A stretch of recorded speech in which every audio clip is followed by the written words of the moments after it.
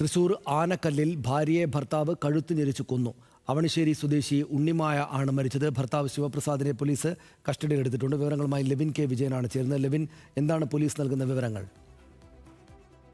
തനിക്ക് ഇന്ന് രാവിലെ 8:30 ഈ ആനക്കല്ല് സ്വദേശിയായിട്ടുള്ള ശിവപ്രസാദും ഭാര്യ ഉണ്ണിമായയും തമ്മിൽ വാക്കുതർക്കം ഉണ്ടാകുന്നത്. കുടുംബ പ്രശ്നങ്ങളെ ചൊല്ലി ഇരുവരും തമ്മിൽ ദീർഘനാളുകളായി വഴക്ക് പതിവായിരുന്നു എന്നുള്ളതാണ് ബന്ധുക്കളടക്കം പോലീസിന് നൽകിയിരിക്കുന്ന വിവരം.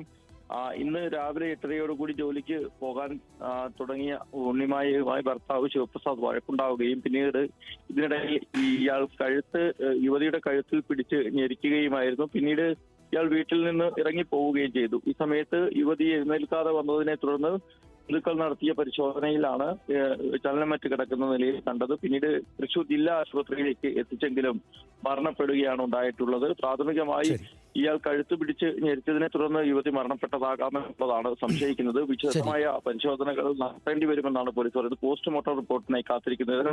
ഇതിന് ശേഷം വിവരങ്ങൾക്ക്